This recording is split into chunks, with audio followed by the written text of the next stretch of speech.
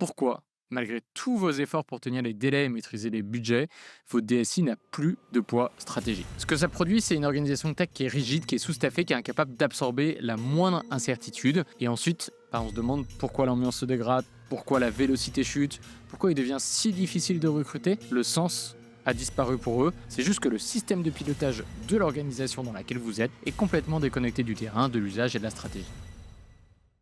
Bonjour et bienvenue dans ce nouvel épisode de Tips DSI. Si vous qui nous regardez êtes DSI, CTO, vous avez la responsabilité du digital dans une ETI ou un grand groupe, ce format est clairement fait pour vous.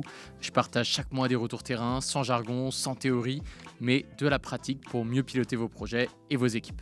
Dans le dernier épisode, on parlait de ce sujet brûlant, du fait que recruter des développeurs ne suffisait plus aujourd'hui. Il fallait clairement leur donner une mission produit. Et aujourd'hui, on s'attaque à un angle encore plus structurel. Pourquoi ? Malgré tous vos efforts pour tenir les délais et maîtriser les budgets, votre DSI n'a plus de poids stratégique. Alors dans cet épisode, je vous montre pourquoi cette logique vous freine et comment en sortir pour repositionner votre DSI comme un vrai levier de transformation. Alors, il y a une vraie illusion de la performance budgétaire. La plupart des DSI, et c'est vraiment là le problème, ont un objectif de tenir les coûts. Quand je discute avec la plupart d'entre vous, c'est souvent ce qui revient en premier. Notre job, c'est de délivrer vite, sans exploser le budget. Alors on optimise à tout prix, on réduit les dépenses chaque année pour faire mieux avec moins, on surveille le ratio run-build comme si ce chiffre était le seul gage de maturité, et bien sûr, on a un recours massif à l'externalisation qui est censé résoudre tous les problèmes de capacité de compétences et de délai. Et sur le papier, trop bien, ça rassure le COMEX, mais dans les faits, ça crée une tech qui tient que sur le papier. Ce que ça produit, c'est une organisation tech qui est rigide, qui est sous-staffée, qui est incapable d'absorber la moindre incertitude. C'est des projets qui avancent en contrôle, mais globalement sans ambition ni respiration. Et effectivement, ces indicateurs financiers, ils sont un grand piège. La performance d'une DSI est trop souvent mesurée avec les mauvais instruments. On suit de manière très religieuse le coût par feature, le nombre de devs par projet, le taux d'utilisation de la vélocité comme si 100% d'occupation était un bon signe, mais dans les métriques, rien nous dit si ce que l'on produit sert réellement à quelque chose pour les utilisateurs et in fine pour le business. J'en ai vu plein des DSI sortir des tableaux de bord à 6 décimales, mais en fait pendant ce même temps, dans le bureau d'à côté, les utilisateurs métiers continuaient à bosser sur des fichiers Excel partagés sur Teams. Et il faut vous dire que c'est pas de la mauvaise volonté des utilisateurs, c'est juste que le système de pilotage de l'organisation dans laquelle vous êtes, donc la DSI, est complètement déconnecté du terrain, de l'usage et de la stratégie. En fait, il faut se dire que livrer ne veut plus rien dire. C'est probablement la frustration la plus fréquente côté produit, c'est-à-dire que vous livrez un produit, vous le mettez en prod, et tout est done pour vous. Mais personne ne s'en sert. Et j'ai le cas un peu d'un exemple d'un portail RH qu'on avait livré, qui était flambant neuf, etc. Il avait été livré à l'heure, et 3 semaines après, on s'était rendu compte que les RH avaient réactivé les anciennes macros Excel. Alors oui, on revient toujours à Excel, mais parce que c'est un super exemple. Et en fait, le problème, il était réel, c'est que la nouvelle version intégrait pas du tout le process réel. Et personne n'avait pensé à les rebriefer après le go live, ou personne n'avait pensé à les réinterroger et à tester avec eux pour se dire que le produit qu'on avait mis en prod, en fait, allait itérer encore et encore et encore. On a confondu fin de projet avec début de l'usage, et on a mis toute notre énergie possible dans la livraison, mais aucune énergie dans l'adoption. Et le livrable devient une fin administrative, c'est pas du tout un outil de transfo, et plus dramatique, c'est que souvent, personne ne se rend compte parce que dans les comités de pilotage, vous avez le projet et la petite pastille verte à côté. C'est bon, c'est livré. Mais la vraie question, c'est est-ce que c'est bon, c'est adopté ? Alors les symptômes d'une DSI qui est pilotée à l'envers, comme je viens de l'expliquer un peu avant, c'est que la roadmap que vous avez, elle est complètement subie et elle n'est pas choisie. La DSI, quand elle est pensée comme un centre de coût, elle n'a pas du tout de marge de manœuvre. C'est plus des décisions, c'est des arbitrages qui sont souvent imposés, souvent flous, tardifs, mal hiérarchisés.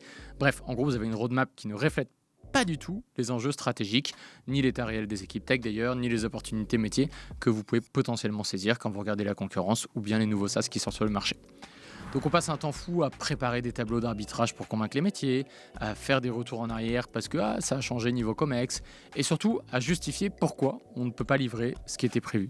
Pendant ce temps-là, en gros, on ne construit rien, on fait de la réunionnite, on absorbe les décisions des autres sans pilotage produit, sans alignement. Et en fait, indirectement, c'est vrai que du coup, le rôle du DSI est quand même pas mal dévalorisé. Dans ce contexte, le DSI devient un chef d'orchestre désaccordé. En fait, on va attendre du DSI qu'il livre vite, mais on va jamais l'inviter à des réflexions plus stratégiques. Il est surtout là pour déployer des outils, mais pas du tout pour proposer une vision. En gros, si on fait une caricature du DSI, c'est super simple. C'est le gardien de la dette technique, un agent de conformité, un chef des prestats, mais jamais un partenaire de la création de valeur. Et le pire, c'est que tout le monde tolère cette position. Côté Comex, ça rassure, côté métier, ça les arrange, mais dans le fond, on s'interdit de tout progrès numérique dans l'entreprise. Et forcément, dans la DSI, on a des talents frustrés, parce que quand on pousse une DSI dans ce carcan, les premiers à décrocher, ce sont les talents eux-mêmes qui réalisent au quotidien. Je vois souvent des devs, mais qui sont brillants, passer leur temps à maintenir des outils que personne ne challenge. Enfin bref, en gros, il y a aussi des PM qui n'ont aucune autonomie sur le backlog, des designers qui font des interfaces sans jamais parler aux utilisateurs. Et à force de projets absurdes, d'équipes qui sont sous-staffées, des specs qui sont figés, les meilleurs talents de la DSI s'en vont, les autres s'éteignent progressivement. Et ensuite, on se demande pourquoi l'ambiance se dégrade, pourquoi la vélocité chute, pourquoi il devient si difficile de recruter. Mais c'est très clair, le sens a disparu pour eux. On a oublié qu'une DSI, c'était pas un fournisseur, c'était une force de construction, mais il faut la laisser respirer.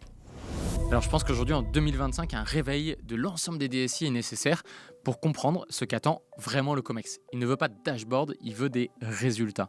Quand on arrive devant le Comex avec un tableau Trello ou des diagrammes de vélocité, en gros, on se rassure entre nous. On se dit c'est bon, on a l'air d'avancer, de délivrer du ticket, mais en fait, on ne sait pas quelle valeur on produit derrière. Et le Comex, il s'en fiche du backlog, de l'architecture, du nombre de sprints. Ce qu'il veut, c'est des signaux tangibles que le business avance, c'est-à-dire des utilisateurs en plus, un NPS qui grimpe, un process plus rapide, une dépense qui baisse. Et là-dessus, il n'est pas dans la nuance.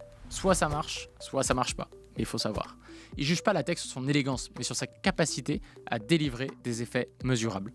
Alors la tech, c'est un levier, mais ça peut aussi être une excuse. Il y a toujours un moment dans une boîte où la tech devient un prétexte. Ah non, on ne peut pas lancer cette offre parce que le SI n'est pas prêt, on n'avance pas sur ce sujet, les équipes IT sont surchargées, on attend la refonte pour pouvoir innover.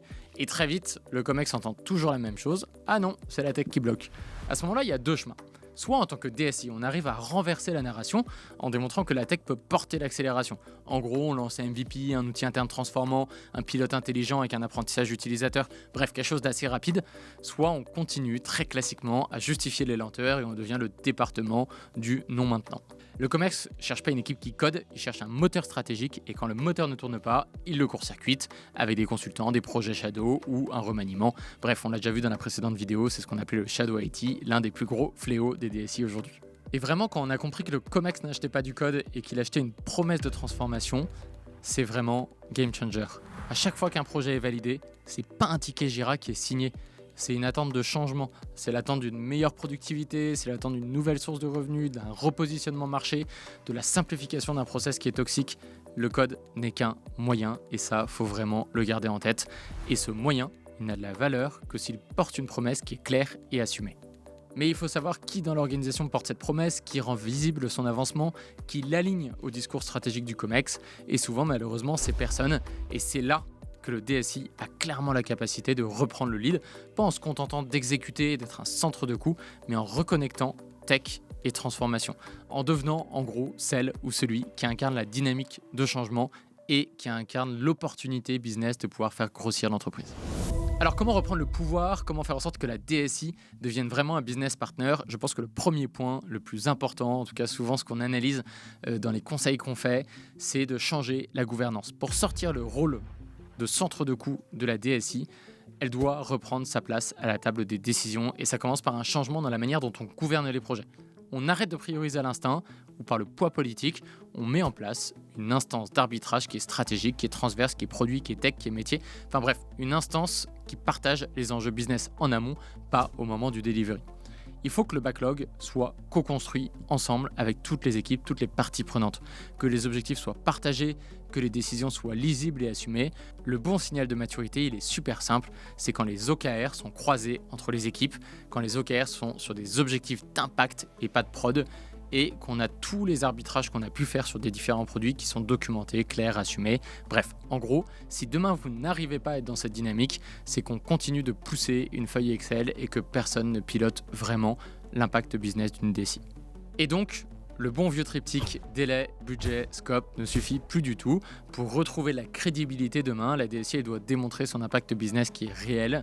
Et pour ça, il faut changer les indicateurs, comme on l'a dit. Quelques exemples concrets, par exemple, d'indicateurs qu'on peut suivre. Le taux réel d'usage d'une fonctionnalité, le time to market d'un besoin identifié jusqu'à sa mise en prod, un NPS interne des outils livrés, un temps de cycle moyen d'une idée jusqu'à sa première version en prod. Je recommande souvent la création d'un score de produit interne. En gros, c'est une synthèse simple qui croise un peu tous les indicateurs que je vous ai donnés et qui permet d'avoir une vision assez claire sur l'usage, la valeur perçue et la maintenabilité de votre outil. Et ce type de métrique qu'on vient de citer redonne complètement du sens à l'activité tech. Et surtout, là, ça parle au COMEX. Parce qu'on ne parle pas de ticket Jira, on parle vraiment de business. Parce qu'on montre clairement en fait ce qui bouge sur le terrain et pas des slides. Et ça, c'est toute la différence. En gros, si on devait conclure là-dessus, il faut apporter des preuves et pas des promesses. On a tous vu passer des feuilles de route qui étaient super ambitieuses, des business cases qui étaient super bien ficelés, des plans en 4 trimestres, mais le COMEX n'y croit plus à ces promesses, il veut des preuves beaucoup plus rapides, et là une DSI, elle a complètement les cartes à jouer, elle peut lancer un pilote en 4 semaines, c'est complètement possible aujourd'hui avec tous les outils qui existent sur le marché, elle peut déployer un quick win qui est visible, même en interne sur un produit existant, elle peut mesurer un avant-après pour objectiver l'impact, elle peut créer une boucle d'amélioration continue au lieu d'un gros projet unique. En tant que CPO, moi, j'ai jamais vu un COMEX s'opposer à une preuve d'impact qui est bien documentée. Mais par contre, j'en ai vu beaucoup refuser des projets qui étaient mal cadrés et surtout des projets qui duraient 18 mois. C'est complètement absurde. Le concret, ça rassure et surtout, il crée de la légitimité. La DSI, elle ne doit pas demander la confiance, elle doit vraiment la regagner à coup de livraison visible et utile. Enfin bref, c'est la base d'un SaaS. Il y a un vrai shift culturel aujourd'hui à faire de la part des DSI. Et pour devenir un DSI qui pèse, on doit penser produit et pas projet. Tant qu'on reste dans une logique projet, c'est-à-dire un début, une fin, un budget, un livrable, et une fois livré, globalement, on passe à autre chose, effectivement, on n'y arrivera pas. Les DSI qui s'en sortent le mieux sont ceux qui adoptent une culture qui est orientée produit, c'est-à-dire sur la valeur métier réelle, sur l'apprentissage utilisateur, sur la capacité à ajuster, itérer en continu. Et en tant que CPO, je crois les DSI que j'ai adoré, ce sont vraiment celles qui savaient dire on lance une première version en 3 semaines, on mesure, on ajuste. Et oui, ça devrait être la base de ce qu'on annonce et pas celle qui annonçait un projet à 400K pour sortir le produit dans 9 mois. Et pour ça, faut des équipes produits tech, autonomes, avec une feuille de route qui est claire, des feedback loops actives et un sens du résultat terrain. Le DSI doit parler le langage du board, un DSI qui parle Stack, CI/CD ou Framework JS en comité de direction, ça sera jamais entendu. Ce que le board veut, globalement, c'est ce projet va améliorer la marge brute des équipes opérationnelles de 2%, ce portail va réduire les coûts de traitement de 25%, ce produit va nous permettre d'attaquer un segment laissé à la concurrence. Il faut savoir traduire la technique, qui est un moyen, en un levier business. Et ça demande un vrai travail de fond de votre part, DSI, pour s'approprier les KPI métiers, pour challenger vos équipes, pour comprendre les enjeux stratégiques de la boîte, et puis faire le lien en permanence entre les deux, le business et la tech. Le jour où le DSI s'est pitché un projet comme un DG, il devient complètement incontournable dans un business. J'avoue, dans les précédentes expériences que j'ai pu avoir, la meilleure transformation de DSI, c'est quand le DSI lui-même assumait une posture de leader stratégique. Enfin, il faut oser, il faut refuser les postures de support, d'exécutant, de gardien du run, tout ce qu'on a évoqué au début. Un DSI qui pèse, c'est un DSI qui porte une vision claire de la transformation numérique de l'entreprise. En gros, c'est comme un chef d'entreprise dans une start-up, etc. Il doit inculquer une culture à ses équipes. Pas juste un DSI qui répond aux demandes. Cette vision, elle doit être complètement crédible, ambitieuse et répétée. Alors crédible parce que je pense qu'elle doit être alignée avec la réalité technique des équipes. Elle doit être ambitieuse parce qu'il doit emmener les métiers et leur montrer des preuves assez concrètes. Et surtout répétée dans chaque instance, dans chaque comité, dans chaque arbitrage. Il faut redevenir politique, mais au bon sens du terme. C'est-à-dire il faut savoir défendre une trajectoire, embarquer les parties prenantes, créer du consensus autour de l'innovation et faire rêver les équipes. En gros, un DSI qui assume ça, il ne demande plus sa place au COMEX, il l'impose par la valeur qu'il crée. En conclusion de cet épisode, dites-vous que si vous pilotez une DSI comme un centre de coûts, c'est-à-dire que vous pensez rentabilité à court terme et vous perdez en influence à long terme. Mais il est possible d'inverser cette tendance, et j'en suis persuadé aujourd'hui, tous les nouveaux talents qui rentrent dans les entreprises veulent inverser cette tendance, changer de posture, de gouvernance, parler le langage du COMEX, celui de la valeur et pas celui des charges. Et si cet épisode vous a apporté des idées, je vous invite complètement à le partager à vos collègues ou à un membre de votre direction. Et surtout, ne ratez pas le prochain épisode de Tips DSI où l'on abordera des sujets stratégiques autour du produit. À très bientôt!